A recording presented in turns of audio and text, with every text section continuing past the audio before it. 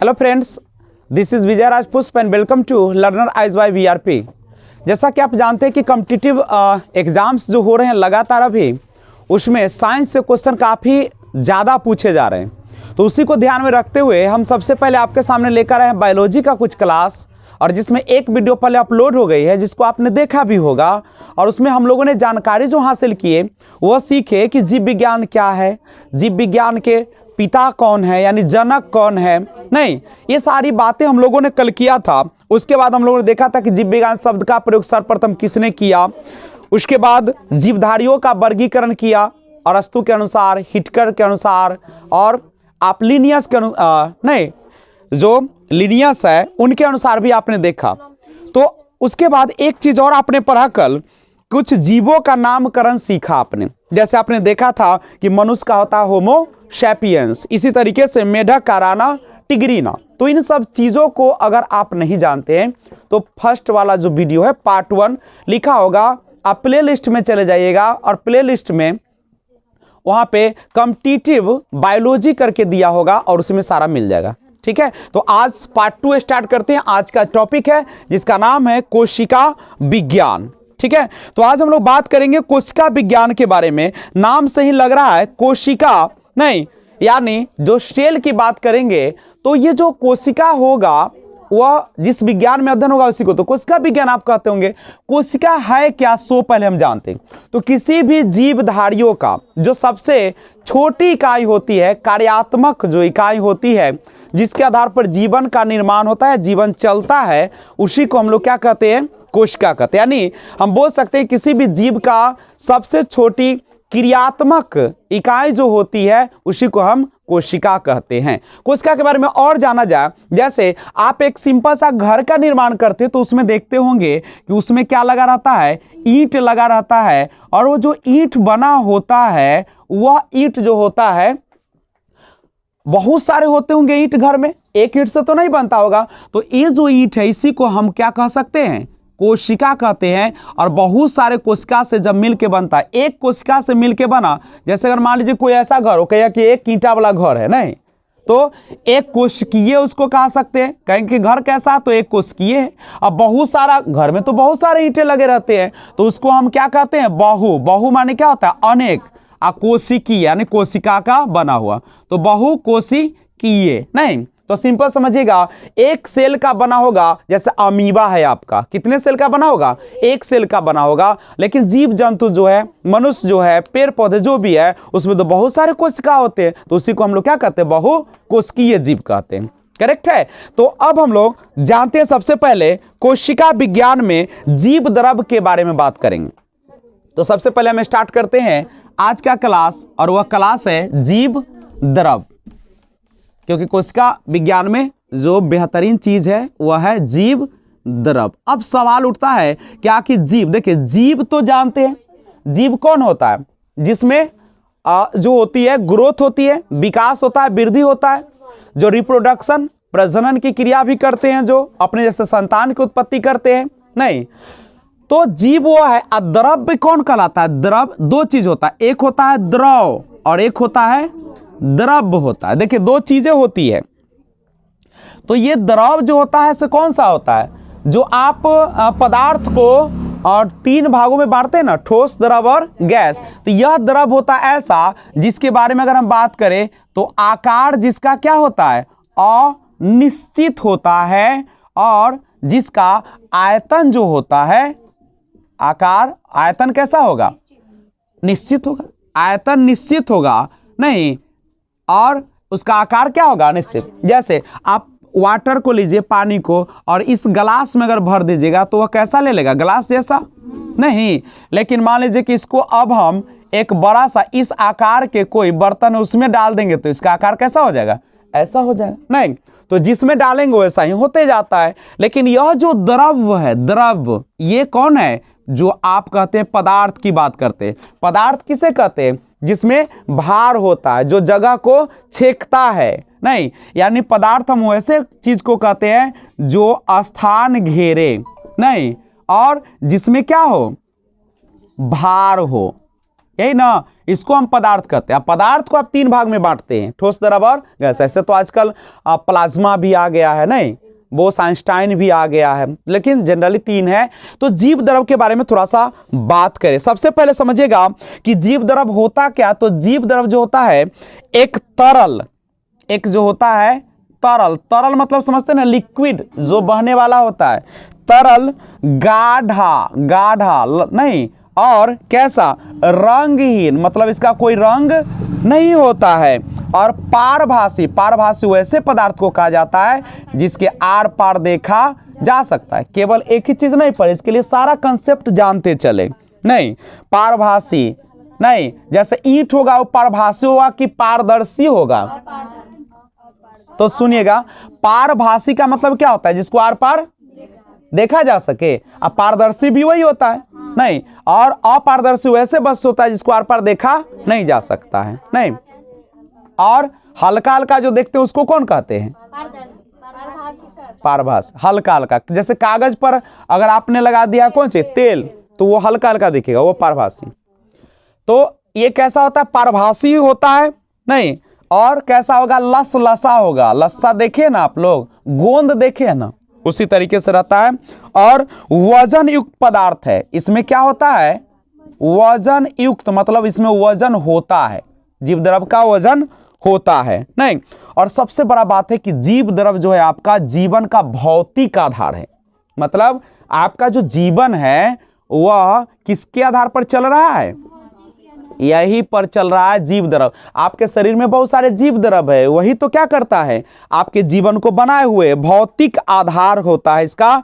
और एक चीज और समझिएगा, ये जो जीव द्रव है इसका जो नामकरण किया था, कोई तो नाम दिया होगा ना इसका, तो नामकरण जो किया तो उसका नाम था पुरकिंजे।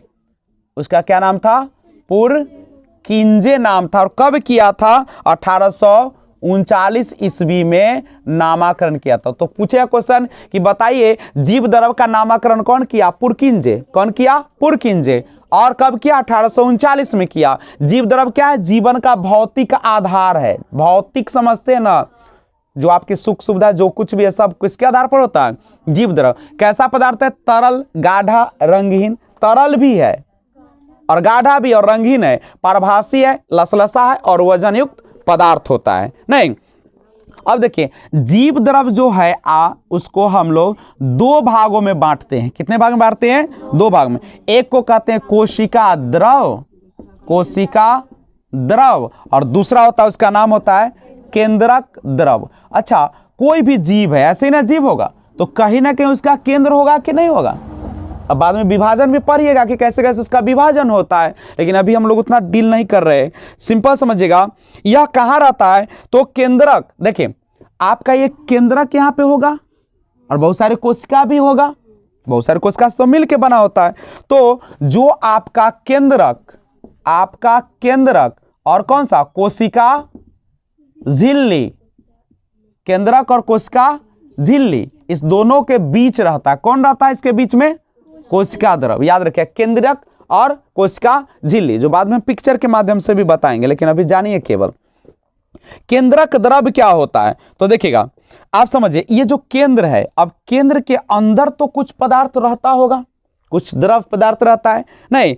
तो कोशिका में केंद्रक के अंदर यह जो केंद्रक द्रव है वो कहाँ रहता है, केंद्रक के अंदर रहता है, केंद्रक के अंदर रहता है, ठीक है। इसी के अंदर होते रहता है, उसको हम बोलते हैं केंद्रक द्रव, नहीं। और जीव द्रव का जो 99% भाग होता है वह आपका 4 तत्वों से मिलकर बना होता है। कौन कौन तत्व देख लीजिए, उसमें आता है आपका ऑक्सीजन, कार्बन आता है, हाइड्रोजन आता है और कौन आता है, नाइट्रोजन आता है। यही ना आपका है। तो ये सारा जो है आपका इन तत्वों से, नहीं, ऑक्सीजन, हाइड्रोजन और नाइट्रोजन, 4 तत्वों से मिलकर ऑक्सीजन, कार्बन, नाइट्रोजन और हाइड्रोजन, इतना से बना होता है। और ये जो जीव द्रव है आपका, इसका 80% भाग जो होता है वह कौन चीज रहता है, इसमें जल रहता है। 80% भाग जल रहता है और बाकी कुछ होता है नहीं। और उसके बाद जीव द्रव में अकार्बनिक और कार्बनिक। अकार्बनिक में जिसमें कार्बन ना हो, अकार्बनिक माने जो कार्बनिक, नहीं, इसलिए तो इंटर में जब आप पढ़ते हैं तो अकार्बनिक नहीं और कार्बनिक जो पढ़ाई होती है, ऑर्गेनिक केमिस्ट्री जब पढ़ेंगे नहीं तो उसमें आपको ये सब मिलेगा। तो ध्यान दीजिएगा। अब थोड़ा सा, अब इसके बाद हम बात करेंगे कोशिका के बारे में। किसके बारे में? अब ये डिटेल में जानते हैं। जीव द्रव के बारे में आपने जाना अच्छी तरीके से कि जीव द्रव क्या है। तो जीव द्रव जैसे तरल, गाढ़ा, रंगहीन, पारभासी, लसलसा और वजन युक्त पदार्थ है। और जीव द्रव का नामकरण जो किया था पुरखिंजे 1839 ईस्वी में किया था। जीव द्रव किसे कहते? तो जीव द्रव जीवन का भौतिक आधार होता है जो कि तरल, गाढ़ा, रंगहीन, पारभासी, लसलसा और वजन युक्त पदार्थ होता है। यही ना होता है आपका। और जीव द्रव जो होते हैं उसको दो भागों में हम लोग बांटते हैं, एक कोशिका द्रव और दूसरा केंद्रक द्रव। कोशिका द्रव कौन होता है? तो केंद्रक और कोशिका झिल्ली के बीच में वो रहता है। सब पिक्चर के माध्यम से हम दिखाएंगे, आप देख लेंगे। केंद्रक द्रव क्या होता है? तो केंद्रक के अंदर रहता है, करेक्ट है। और जीव द्रव में 80% आपका जल होता है और 99% भाग जो होता है 4 तत्वों से मिलकर बना होता है। ऑक्सीजन, कार्बन, नाइट्रोजन और हाइड्रोजन से मिलकर वह बना होता है। तो इस चीज को आप ध्यान में रखिएगा, करेक्ट है। तो स्क्रीनशॉट लेना तो ले सकते हैं, नहीं तो हम लोग बढ़ते हैं आगे और पढ़ेंगे कोशिका के बारे में। तो ध्यान दीजिएगा, जिस पिक्चर की बात कर रहे थे वो यहीं पे है। ध्यान दीजिए, यह जो देख रहे हैं आप, यह आपका केंद्रक द्रव है नहीं, और यह जो देख रहे हैं डॉट डॉट डॉट डॉट के रूप में सब कौन है? कोशिका द्रव। ये चारों तरफ रहता है फैला हुआ, जो कि एक लसलसा पदार्थ है, पारभासी है, तरल है नहीं, गंधहीन है, रंगहीन होता है। और जीव द्रव जो होता है इसको हम देखिए यही चीज से मिलकर बना होता है, कोशिका द्रव और केंद्रक द्रव। यह है कोशिका द्रव और नीचे जो अंदर देख रहे हैं से क्या है? केंद्रक द्रव। यही दोनों मिलकर क्या करता है? तो यही दोनों मिलकर जो है आपका कौन चीज करता है? आपका जीव द्रव का निर्माण करता है। तो आइए, आपने अभी देखा कोशिका का पूरा पिक्चर। अब हम कोशिका के बारे में बात करेंगे। सबसे पहले तो जानना जरूरत है कि कोशिका है क्या। तो सिंपल सी बात है, जीवन की यह संरचनात्मक और क्रियात्मक इकाई है। दो चीजों से बना हुआ है ना, यानी कह सकते हैं कि यह जीवन की सबसे छोटी क्रियात्मक एवं नहीं, क्रियात्मक हो गया और संरचनात्मक इकाई है। संरचनात्मक इकाई यानी क्रियात्मक और संरचनात्मक दोनों मिलकर ही बनता है, कोशिका का निर्माण होता है, ठीक है। और सबसे पहले जो कोशिका को देखने का जो काम किया था, ये देखने का काम क्या था? एंटोन, इस तरीके से देखिए, एंटोन वान लीवेनहॉक सबसे पहले इन्होंने कोशिका को देखा था। नहीं, सबसे पहले देखा था यही, ठीक है। अब थोड़ा सा जानकारी लेते हैं इसके बारे में। देखिए, अगर हम कोशिका के और अच्छा से डिफाइन करें तो कह सकते हैं कि जंतु एवं पादप में जीवन की सूक्ष्मतम यानी सबसे छोटी इकाई जो है उसी का नाम क्या है? कोशिका है। अब देखिए यहां पे कोशिका की खोज किसने किया? अब यहां से आएगा कोशिका की, बोर्ड पर नजर रखिए बच्चे लोग, कोशिका की खोज, और वो भी कैसे कोशिका खोज? मृत कोशिका। इसका नाम है रॉबर्ट हुक। इसका नाम क्या था? और जो कि 1665 ईस्वी में इन्होंने खोज किया था। देखिए, कोशिका की खोज किए थे, उसका नाम क्या था? Robert Hooke.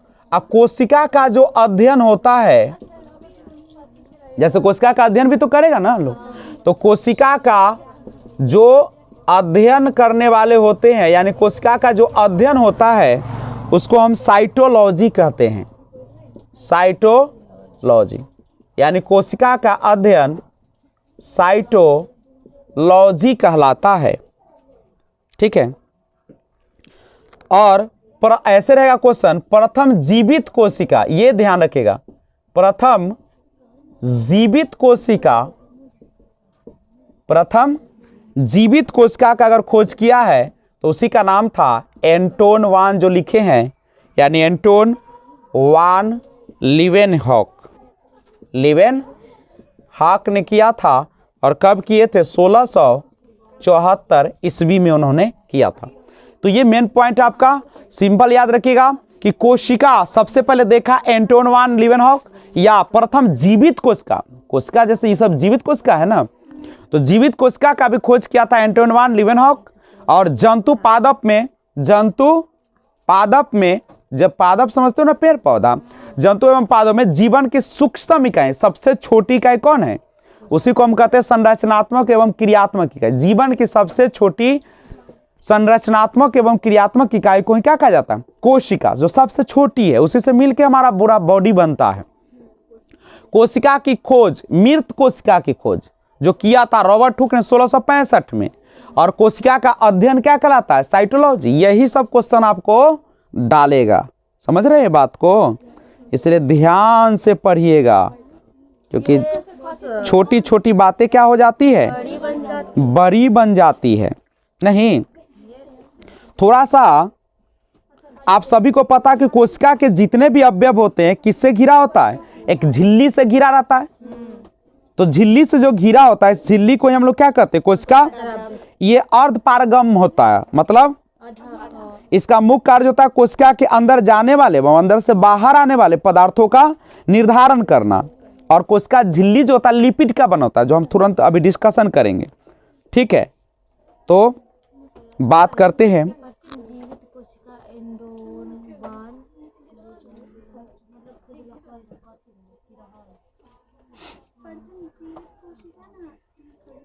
तो कोशिका के बारे में और सर बात करते हैं हम लोग। कहता है,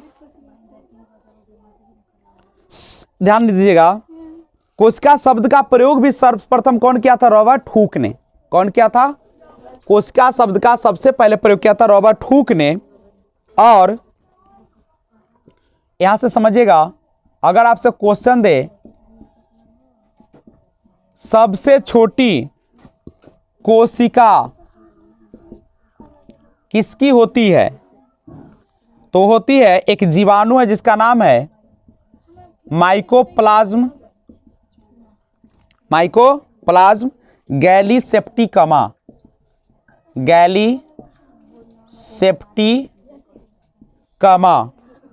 ठीक है, और सबसे लंबी कोशिका, कई बार ये सब पूछा गया क्वेश्चन है, सबसे लंबी कोशिका की अगर बात कीजिएगा तो किसकी है? सबसे लंबी कोशिका तंत्रिकी है। तंत्र की कोशिका है। और सबसे बड़ी कोशिका, ठीक है, सबसे लंबी कोशिका तंत्र की कोशिका होती है। उसके बाद सबसे बड़ी कोशिका की बात करते हैं कि लंबी या बड़ी में ध्यान रखिएगा, सबसे लंबी का है तो तंत्रिका तंत्र, और सबसे बड़ी कोशिका की बात करें, सबसे बड़ी कोशिका जो होती है वह किसका होता है? शुतुरमुर्ग के अंडे का। शुतुरमुर्ग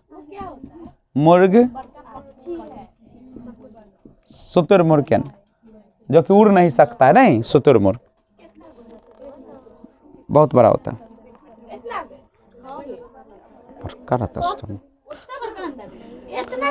इसका शुतुरमुर्ग का जो अंडा होता है 30 आदमी का लगभग उसका अंडे का हम लोग ऑमलेट बना सकते हैं। जो एक अंडा का तुम लोग बनाते हो, इसमें 30 अंडा, 30 आदमी का ऑमलेट बन सकता है एक शुतुरमुर्ग के अंडा से। तो कितना बड़ा शुतुरमुर्ग दिखाएगा। देखिए, लोगों को एक चीज में बड़ा कंफ्यूजन होता है, कोशिका झिल्ली और कोशिका भित्ति। कोशिका भित्ति, देखिए बिल्कुल एक आसान चीज है। ये जो बाहर जो रहता है ना, बाहर से जो घिरा होता है, यही कहलाता है कोशिका झिल्ली। लेकिन किसका? अगर जंतु का होगा ना तो कहलाता है कोशिका झिल्ली। अब पादप का रहेगा बाहरी भाग तो उसको बोलते हैं कोशिका भित्ति। बस इतने तो चीज है। पेड़ का ऊपर वाला भाग देखे हो, करा करा जो रहता है वही कोशिका भित्ति है। और किसी भी जीव का जो बाहरी वाला रहता है, जो अलाउ करता है और नहीं करता, और पारगम झिल्ली जो इसके थोड़ा सा अंदर रहता है, वो कहलाता है कोशिका झिल्ली कहलाता है। तो बस इस चीज को ध्यान में रखिएगा कि कोशिका झिल्ली पाया जाता है जंतु में और कोशिका भित्ति पाया जाता है पादप में। बस इतना ही पढ़ना था इसमें। अब समझिए, माइटोकॉन्ड्रिया जो होता है, माइटोकॉन्ड्रिया, यह जो होता है जीवाणु में अनुपस्थित रहता है। जो भी जीवाणु होते हैं ना उसमें क्या रहता है, अनुपस्थित होता है। और कोई भी नाभिक है तो नाभिक के अंदर अम्ल रहेगा ना, एसिड। तो याद रखिएगा, नाभिकीय अम्ल जो रहता है वह बना होता है डीएनए एवं आरएनए का, डीएनए एवं आरएनए का।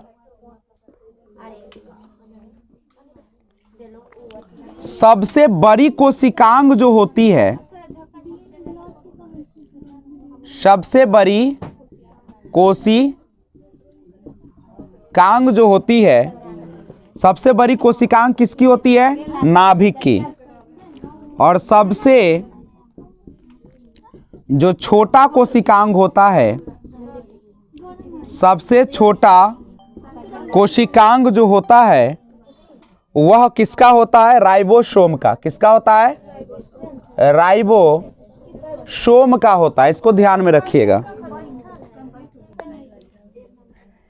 जो आइए अब लोग बात करते हैं, और वो है आपका कोशिका के प्रकार के बात करेंगे हम आज।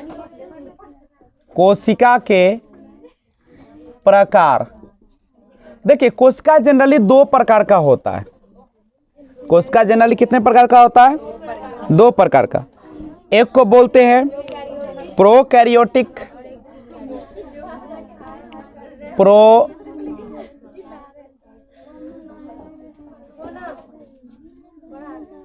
प्रोकैरियोटिक, और दूसरा होता है यूकैरियोटिक।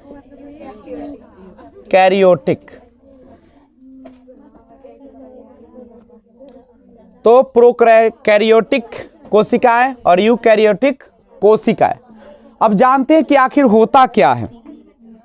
तो सुनिए, आप सभी को पता है कि जितने भी कोशिका होती है उसमें केंद्रक होता है, जिसमें केंद्रक जो होता है वह अविकसित होता है। अविकसित मतलब पूरी तरह से बना हुआ नहीं होता है, या जिसमें केंद्रक होता ही नहीं है, उसी को हम लोग कहते हैं प्रोकैरियोटिक। फिर से सुनिएगा, या तो जिसमें कोशिका अविकसित होता है, या जिसमें, देखिए पहला पॉइंट हम बताते हैं तो फिर बात करते हैं। इसमें क्या होता है कि केंद्रक जो होता है अविकसित होता है, या केंद्रक का अभाव होता है। या तो केंद्रक अविकसित होगा या केंद्रक रहेगा ही नहीं। ठीक है, लेकिन यूकैरियोटिक क्या होगा, केंद्रक जो होगा पूर्ण रूप से विकसित होगा, पूर्ण रूप से विकसित होगा। बस यही तो होगा, इसमें पूर्ण रूप से विकसित होगा, इसमें केंद्रक हमेशा रहेगा ही नहीं। अब जानते हैं कि और क्या होता है इसमें। जो प्रोकैरियोटिक कोशिकाएं होती है, सभी सूक्ष्म जीवों, सूक्ष्म जीव माने जिसे हम नंगी आंखों से नहीं देख सकते, सभी सूक्ष्म जीवों, जैसे जीवाणु, बैक्टीरिया, नीलहरित शैवाल, नीलहरित माने जिसमें क्या हो, क्लोरोफिल हो, और विषाणु, इस सब में पाया जाता है कौन चीज?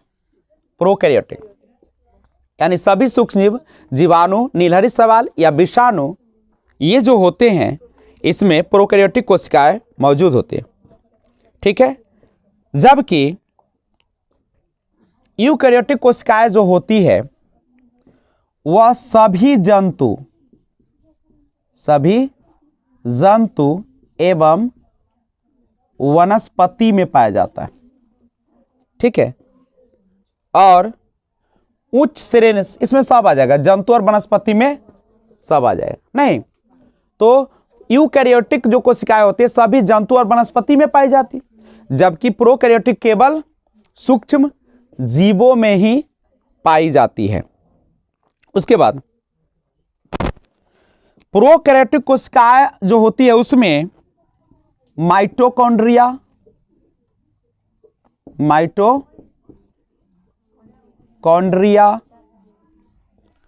हरित लवक,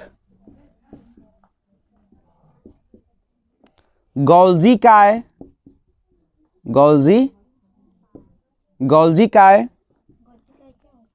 बताते हैं, अंतः प्रद्रवी जालिका, इसके बाद वाले में यही सब पढ़ाई होगा। हरित लवक, माइटोकॉन्ड्रिया, गोल्जी काय, अंतः प्रद्रवी जालिका, ये सब क्या होती है कार्य के साथ पढ़ाएंगे। लेकिन यूकैरियोटिक कोशिका जो होती है ये सभी कोशिकांग, अब ये क्या देखो, तो प्रोकैरियोटिक कोशिकाओं में माइटोकॉन्ड्रिया, हरित लवक, गोल्जी काय, अंतःप्रद्रवी जालिका, ये सब का क्या होता है? अभाव होता है, यानी ये सब पाया नहीं जाता है। लेकिन यूकैरियोटिक कोशिकाओं में ये सभी कोशिकांग नहीं पाए जाते हैं। कौन कौन चीज? जैसे वही सेम लिख देते हैं, माइटोकॉन्ड्रिया,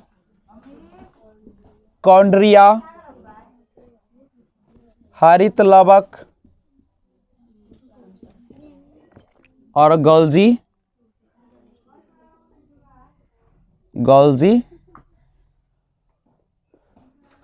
काय, ये सारा चीज, ये सब क्या होता है इसमें यूकैरियोटिक में पाया जाता है। ये सब पाया जाता है।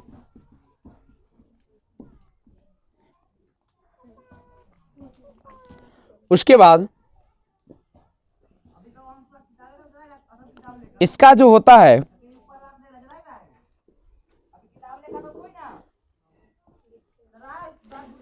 बस इतना ही काफी है, ज्यादा जानना जरूरी तो है लेकिन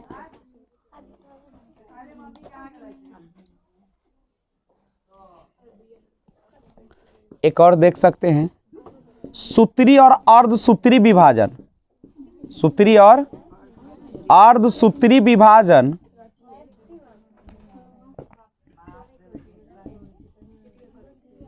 नहीं होता है, लेकिन इसमें सूत्री तथा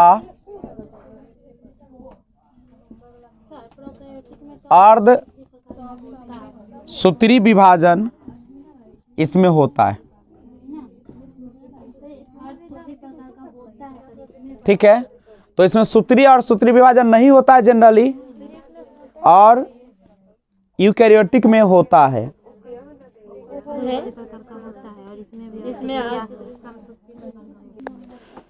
तो हम लोग बातें करते हैं कोशिका के मुख्य भाग के बारे में।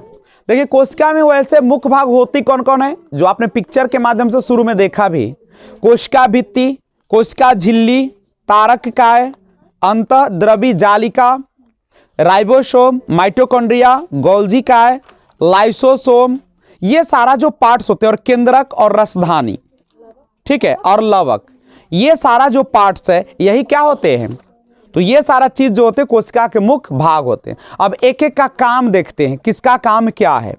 देखिए सबसे पहले कोशिका के मुख्य भाग, कोशिका के मुख्य भाग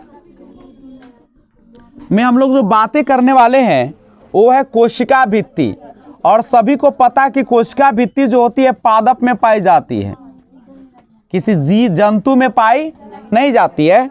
और कोशिका भित्ति का काम क्या होता है ये समझिएगा कि यह सेलुलोज का बना होता है। यह कोशिका को निश्चित आकृति और आकार, तो कोशिका भित्ति क्या करती है, वह किसी भी पादप को निश्चित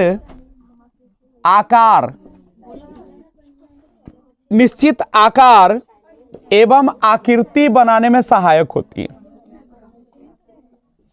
ठीक है, यह कोशिका को निश्चित आकृति और आकार बनाए रखने में सहायक होती है। जीवाणु का कोशिका भित्ति पेप्टिडोगल केन का बना होता है। बस इसमें एक ही चीज जानना है कि जो भी पादप कोशिका होती है उसको एक निश्चित आकार एवं आकृति जो देती है वो कौन देती है, कोशिका भित्ति। अब दूसरा शुरू करते हैं जिसका नाम है कोशिका झिल्ली, जो जंतु में पाया जाता है। किसमें पाया जाता है, जंतु में पाया जाता है।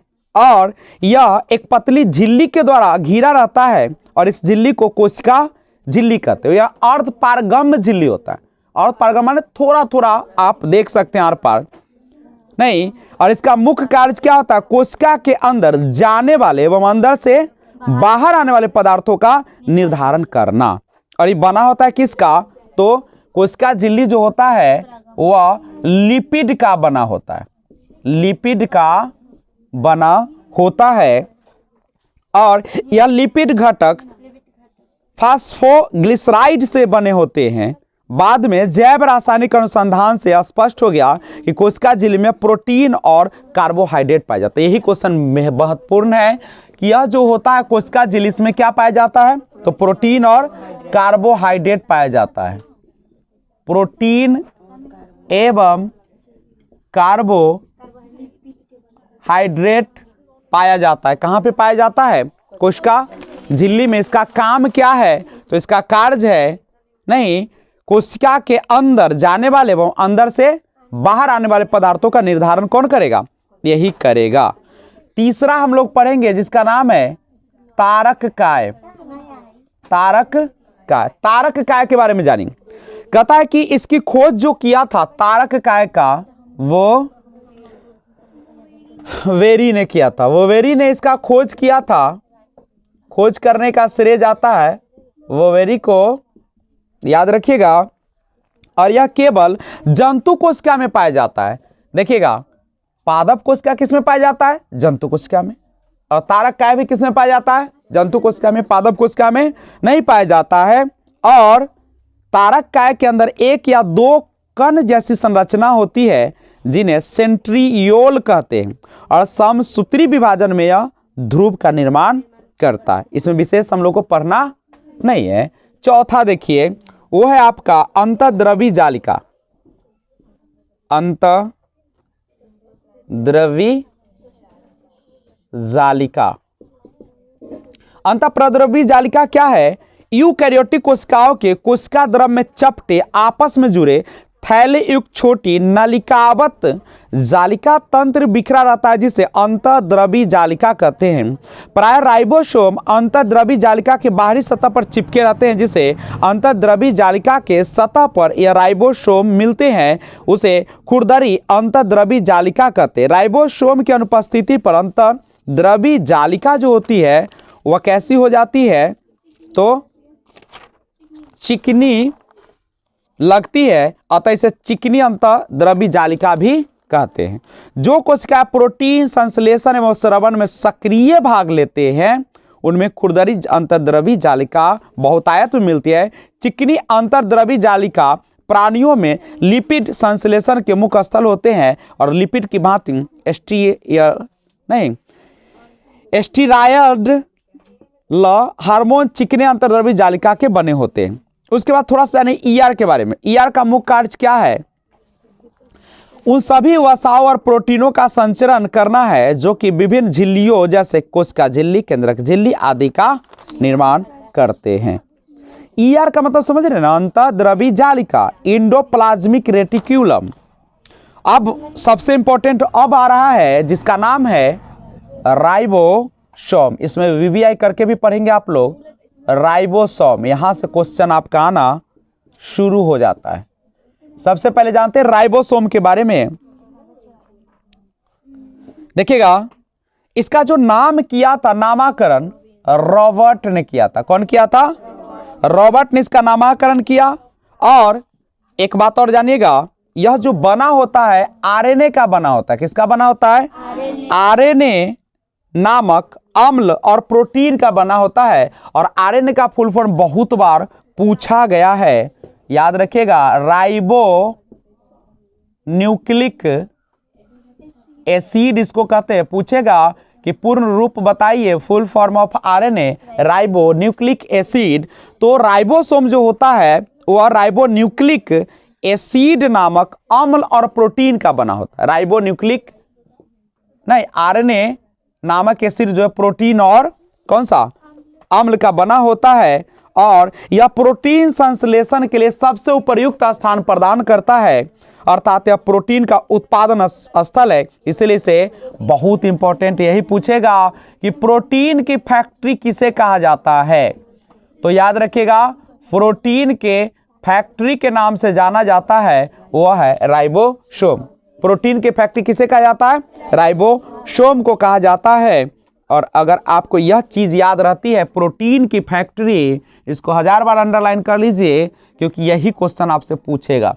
प्रोटीन की फैक्ट्री राइबोसोम। क्यों? क्योंकि इसमें आरएनए जो होता है वह प्रोटीन और किसका बना होता है? ठीक है। तो ये जो प्रोटीन का जो बना होता है, नहीं, और अम्ल का, यह प्रोटीन संश्लेषण के लिए सबसे, यह जो जगह होता है वहां पे प्रोटीन का संश्लेषण होता है, उत्पादन होता है। इसीलिए हम इसे प्रोटीन की फैक्ट्री कहते हैं। राइबोसोम प्रोटीन की फैक्ट्री, राइबोसोम प्रोटीन की फैक्ट्री। बस इतना ही याद रखना है इसमें, ठीक है। अब वीवीआई करके 6 नंबर भी पढ़िएगा, जिसका नाम है बहुत इंपॉर्टेंट, माइटोकॉन्ड्रिया। ये सब क्वेश्चन का बौछार चलती है। माइटोकॉन्ड्रिया, देखिएगा, इसका जो खोज किया था अल्टमैन ने किया था। अल्टमैन ने 1886 में इसका खोज किया था। बस अल्टमैन याद रखिए, साल से ज्यादा इंपॉर्टेंट है ना इसका, ठीक है। और बेंडा ने इसका नाम माइटोकॉन्ड्रिया दिया। या कोशिका का श्वसन स्थल है। पूछेगा कोशिका का श्वसन स्थल किसको कहा जाता है? कोशिका का श्वसन स्थल जो है यही है, कौन है? माइटोकॉन्ड्रिया। और कोशिका में इसकी संख्या निश्चित नहीं होती। ऊर्जा युक्त कार्बनिक पदार्थों का ऑक्सीकरण माइटोकॉन्ड्रिया में होता है, जिससे काफी मात्रा में ऊर्जा प्राप्त होती है।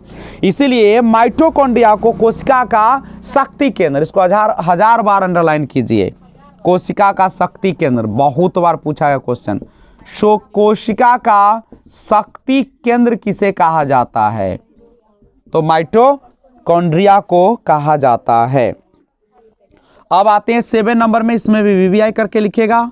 और गोल्जी काय के बारे में जानकारी लेते हैं। गोल्जी काय क्या है समझिएगा।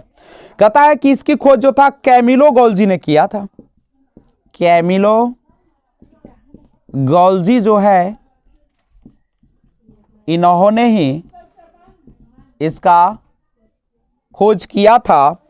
और इसका कहता है गोल्जी कॉम्प्लेक्स में कोशिका द्वारा संश्लेषित प्रोटीनों और अन्य पदार्थों की पुटिकाओं के रूप में पैकिंग की जाती है। पुटिकाएं गंतव्य स्थान पर उस पदार्थ को पहुंचा देती है।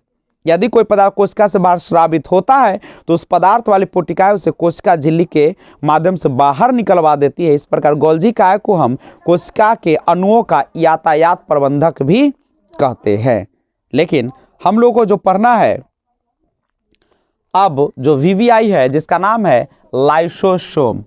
वीवीआई करके लिखिएगा, लाइसोसोम। काफी इंपॉर्टेंट है, ठीक है। इसकी खोज, लाइसोसोम को आत्महत्या की थैली कहते हैं। और इस डी डूबे इसका नाम है, लेकर डूब जाएगा ये लाइसोसोम नहीं। उसके बाद इसमें जो याद रखना है, एक ही चीज याद रखना है कि यह आत्मघाती थैली कहा जाता है इसको। आत्महत्या की थैली या आत्मघाती थैली कहा जाता है, जिसे इंग्लिश में हम लोग सुसाइड विशिल कहते हैं। सुसाइड विशिल कहते हैं इसको। आत्महत्या की थैली बहुत इंपॉर्टेंट है। लाइसोसोम, देखिए प्रोटीन की फैक्ट्री राइबोसोम, कोशिका का शक्ति केंद्र माइट, ऐसे भी शक्ति है, देखो शक्ति माने माइट, माइट माने शक्ति, म से माइट, म से माने शक्ति नहीं, और राइबोसोम प्रोटीन की फैक्ट्री है, राइबोसोम प्रोटीन की फैक्ट्री। लाइसोसोम जो है आत्महत्या की थैली के नाम से जाना जाता है। और 9 नंबर जो हम लोग पढ़ेंगे लवक के बारे में। लवक सिंपल समझिएगा कि यह केवल पादप कोशिका में ही पाई जाती है। लवक कोशिका जो होती है केवल पादप कोशिका में ही पाई जाती है। और यह 3 प्रकार का होता है, हरित लवक, क्लोरोप्लास्ट इसको बोलते हैं, अवर्णीय लवक और वर्णी लवक। हरित लवक आपके लिए बहुत इंपॉर्टेंट है। हरित लवक का रंग कैसा होता है? हरा रंग का होता है नहीं, और इसके अंदर एक हरे रंग का पदार्थ पर्णहरित होता है, और इसी की सहायता से पौधा प्रकाश संश्लेषण करता है और भोजन बनाता है। इसलिए हरित लवक को पादप कोशिका की रसोई घर भी कहा जाता है। याद रखिएगा, हरित लवक को पादप की रसोई घर, इसमें पाया जाता है क्लोरोफिल नहीं, पर्णहरित, और जिसमें सूर्य के प्रकाश की उपस्थिति में प्रकाश संश्लेषण की क्रिया होती है। पत्तियों का रंग पीला कैरोटीन के निर्माण होने के कारण होता है। पत्तियों का रंग पीला कैरोटीन के निर्माण होने के कारण, और हरा जो होता है क्लोरोफिल के होने के कारण होता है। अवर्णी लवक होता है रंगहीन लवक है। यह पौधों के उन भागों की कोशिकाओं में पाया जाता है जो सूर्य के प्रकाश से वंचित है, जैसे जड़ों में, भूमिगत तना आदि में ये भोज्य पदार्थों का संग्रह करने वाला लवक है। वर्णी लवक ये रंगीन लवक होते हैं जो प्राय लाल, पीला, नारंगी रंग के होते हैं, और ये पौधे के रंगीन भाग जैसे पुष्प, फल, भित्ति, बीज आदि में पाए जाते हैं। और टमाटर में याद कर लीजिएगा, टमाटर में लाइकोपीन, गाजर में कैरोटीन और चुकंदर में बीटानिन होता है। बस बहुत इंपॉर्टेंट है, टमाटर में लाइकोपीन, गाजर में कैरोटीन और चुकंदर में बीटानिन। याद कर ही लीजिएगा, इसको बहुत बार पूछा गया है। और उसके बाद है रसधानी के बारे में बात करें। रसधानी के बारे में बात करिएगा। यह कोशिका की निर्जीव रचना है। इसमें तरल पदार्थ घिरी होती है, भरी होती है। जंतु कोशिकाओं में यह अनेक एवं बहुत छोटी होती है, परंतु पादप कोशिकाओं में यह कोशिका का 90% स्थान घेरता है। रसधानी एकल झिल्ली से आवृत होती है जिसे टोनोप्लास्ट कहते हैं, और अमीबा में संकुचनशील रसधानी उत्सर्जन के लिए महत्वपूर्ण है। ये सब केवल जान लीजिए, समझ गए। इंपॉर्टेंट है 5 नंबर, 6 नंबर, 8 नंबर और 9 नंबर इंपॉर्टेंट है, लेकिन कौन है? हरित लवक है सबसे ज्यादा इंपॉर्टेंट। हरित लवक नहीं, जो हरे रंग का होता है, पत्तियों का रंग, और पत्तियों का भोजन संग्रह होता है पत्तियों में, और जड़ उसका खनिज लवण पहुंचाने का काम करता है, जिसमें आप 2 नली होती है, एक जाइलम और एक फ्लोएम। जाइलम जो होता है वह क्या करती है, तो नीचे खनिज लवण को पत्तियों तक पहुंचाती है, और जल को, खनिज लवण जल को, और जहां पे प्रकाश संश्लेषण क्रिया में भोजन बनता है उसको फ्लोएम के माध्यम से सभी भागों में पहुंचा दिया जाता है। कभी कभी क्वेश्चन पूछता है, जैसे इस बार पूछा भी है, सीटेट में क्वेश्चन डाला गया था कि बताइए कि इनमें से कौन ऐसा भाग है जिसमें भोजन इकट्ठा नहीं होता है। तो जड़ था, जड़ में भोजन इकट्ठा तो नहीं होता है। भोजन कहाँ पे इकट्ठा होता है? पत्तियों में, और वहीं से सब जगह पे जाता है। तो ये सब आपको दिमाग में रखना पड़ेगा, समझे। अगला क्वेश्चन पढ़ने से पहले केंद्रक के बारे में जानकारी लेते हैं। तो केंद्रक के बारे में जानकारी लीजिए। रॉबर्ट ब्राउन ने केंद्रक की खोज की। याद रखिएगा, रॉबर्ट ब्राउन। केंद्रक की खोज कौन किया था? और केंद्रक की खोज जो है रॉबर्ट कौन किया था? ब्राउन ने किया था। रॉबर्ट ब्राउन ने इसका खोज किया था। और क्या विशेष जानकारी इसमें क्या दूं मैं आपको? सबसे इंपॉर्टेंट है केंद्रक के बारे में अगर बात करें आगे चल के, गुणसूत्र, गुणसूत्र क्या होता है? वंशागति का वाहक, यानी एक पीढ़ी से दूसरे पीढ़ी में जो गुण आते हैं किसके माध्यम से आते हैं? वो गुणसूत्र के माध्यम से प्रवेश करते हैं। ठीक है, और अब हम लोग डीएनए और आरएनए, डीएनए की अधिकांश मात्रा केंद्रक में पाया जाता है और कुछ मात्रा माइटोकॉन्ड्रिया और हरित लवक में भी पाया जाता है। क्षार, क्षार जो होते हैं डीएनए में उपस्थित 4 प्रकार के होते हैं, एडेनिन, गुआनिन, थायमिन और साइटोसिन। ठीक है, और जो आप फेयर एंड लवली देखते होंगे उसमें इस प्रकार से जो संरचना मिलती है, नहीं इस प्रकार से, यही आपका क्या है? डीएनए है, डीएनए। ठीक है, ये भी क्या है? तो आपका गुणसूत्र किसका बना होता है? डीएनए का बना होता है। नहीं, 1953 ईस्वी में जेडी वाटसन एवं क्रिक ने डीएनए के द्विकुंडलित है संरचना मॉडल का प्रतिपादन किया था और उसके 1962 में उन्हें नोबेल पुरस्कार भी दिया गया। डीएनए का काम क्या है? आनुवंशिक क्रियाओं का संचालन करना, जीन इसकी इकाई है, प्रोटीन संश्लेषण को नियंत्रित करता है। प्रयोगशाला में सर्वप्रथम डीएनए का संश्लेषण करने वाले थे हरगोविंद खुराना। आरएनए का निर्माण, डीएनए से ही किसका निर्माण होता है? आरएनए, यानी डीएनए से ही आरएनए का संश्लेषण होता है। और आरएनए 3 प्रकार के होते हैं, small are RNA, small T RNA और स्मॉल एम आरएनए। प्रोटीन बनने के अंतिम क्रिया को ट्रांसलेशन कहते हैं। अब डीएनए और आरएनए में थोड़ा सा अंतर की बात करते हैं। नहीं, डीएनए जिसका फुल फॉर्म होता है डीऑक्सी राइबोज शर्करा, और आरएनए इसमें राइबोज शर्करा होती है। डीएनए में डीऑक्सी राइबोज शर्करा होती है और डीएनए का फुल फॉर्म होता है डीऑक्सी राइबो न्यूक्लिक एसिड, और आरएनए का राइबो न्यूक्लिक एसिड। डीएनए में डीऑक्सी राइबोज शर्करा होती है जबकि आरएनए में राइबोज शर्करा होती है। डीएनए में बेस एडेनिन, गुआनिन, थायमिन एवं साइटोसिन होता है जबकि आरएनए में बेस थायमिन की जगह यूरेसिल आ जाता है। डीएनए मुख्यतः केंद्रक में पाया जाता है, आरएनए केंद्रक एवं कोशिका द्रव दोनों में पाया जाता है। अब जानते हैं पादप एवं जंतु कोशिका में क्या अंतर होता है।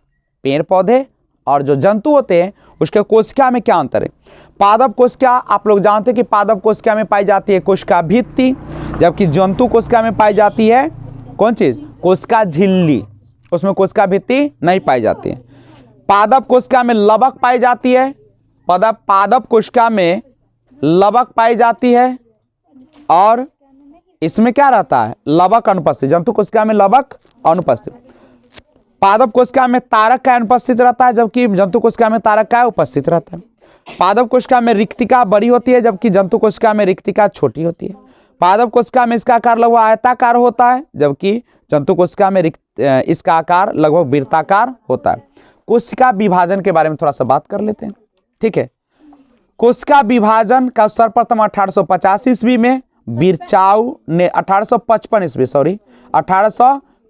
ईस्वी में बिरचाउ ने देखा। कोशिका विभाजन 3 प्रकार का होता है, असूत्री, समसूत्री, अर्धसूत्री। असूत्री विभाजन, इसमें अविकसित कोशिका जैसे जीवाणु, नीलहरित शैवाल, ईस्ट, अमीबा तथा प्रोटोजुआ में होता है, जबकि समसूत्री विभाजन की प्रक्रिया को जंतु कोशिकाओं में सबसे पहले जर्मनी के जीव वैज्ञानिक वाल्थेर फ्लेमिंग ने 1879 ईस्वी में देखा और उन्होंने ही सन 1882 में इस प्रक्रिया को माइटोसिस नाम दिया। यह विभाजन कायी कोशिका में होता है। ठीक है, और उसके बाद समसूत्री विभाजन की पश्चावस्था सबसे छोटी होती है और वह केवल 2 से 3 मिनट में ही समाप्त हो जाती है। और अर्धसूत्री विभाजन फॉर्मर तथा मूरे ने 1905 ईस्वी में कोशिकाओं में अर्धसूत्री विभाजन को नाम दिया। अर्धसूत्री विभाजन को खोज सर्वप्रथम वीजमैन ने की थी, लेकिन इसका सर्वप्रथम विस्तृत अध्ययन स्ट्रॉसबर्गर ने 1888 में किया। अब यह विभाजन जनन कोशिकाओं में होती है नहीं, और अर्धसूत्री विभाजन कोशिका निम्न दो चरण में होता है, एक अर्धसूत्री और एक अर्धसूत्री 2। ठीक है, देख लीजिएगा अपना। और ये सारे चीज आप देख लेंगे, सब चीज को, काफ़ी इम्पोर्टेंट उतना है नहीं। और उसके बाद सीधे आपको मैं ले चलता हूँ समसूत्री विभाजन और अर्धसूत्री विभाजन में अंतर क्या है। ठीक है, आगे बढ़ते हैं और बचा हुआ सब अपना पढ़ लीजिएगा बढ़िया से, तो सब काम का उतना नहीं। समसूत्री विभाजन कायिक कोशिका में होता है, अर्धसूत्री विभाजन जनन कोशिका में होता है। समसूत्री विभाजन में कम समय लगता है, अर्धसूत्री विभाजन में अधिक समय लगता है। समसूत्री विभाजन के द्वारा एक कोशिका से 2 कोशिका बनती है, लेकिन अर्धसूत्री विभाजन में एक कोशिका से 4 कोशिका बनती है। समसूत्री विभाजन में संतति कोशिका में जनक जैसे ही गुणसूत्र होने के कारण आनुवंशिक विविधता नहीं होती, जबकि अर्धसूत्री विभाजन में संतति कोशिकाओं में जनकों से निम्न गुणसूत्र हो भिन्न संतति कोशिकाओं में जनकों से भिन्न गुणसूत्र होने के कारण आनुवंशिक विविधता होती है। और समसूत्री विभाजन में गुणसूत्रों के आनुवंशिक पदार्थों में आदान प्रदान नहीं होता है, जबकि अर्धसूत्री विभाजन में गुणसूत्रों के बीच आनुवंशिक पदार्थों का आदान प्रदान होता है। समसूत्री विभाजन इसकी प्रोफेज अवस्था छोटी होती है, जबकि अर्धसूत्री विभाजन में इसकी प्रोफेज अवस्था लंबी होती है। तो आज की सेवा यहीं पर, फिर मिलेंगे अगले वीडियो में और लेकर आऊँगा एक बेहतरीन चैप्टर जिसका नाम होगा जैव विकास।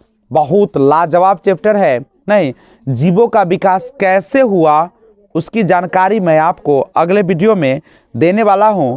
आज जो आप मनुष्य को देखते हैं, आप हमें देख रहे हैं, खुद को देख रहे हैं, ये कैसे इस स्तर पर आया, अगर जानना चाहते हो तो सबसे पहले इस चैनल को, नए व्यूअर्स हो तो सब्सक्राइब कर दीजिए और बेल आइकन को ऑल पे प्रेस कीजिए, जिससे जब भी वीडियो अपलोड करूँ सबसे पहले आपको नोटिफिकेशन मिले।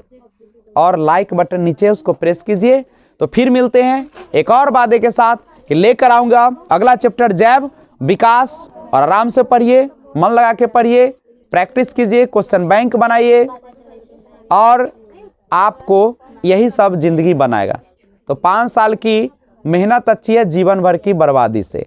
तो फिर लग जाइए अपने कोशिश में, चाहे जाड़ा हो, चाहे गर्मी हो, चाहे ठंडा हो, नहीं चाहे बरसात हो, हमेशा मेहनत कीजिए, अपने लक्ष्य को पाइए।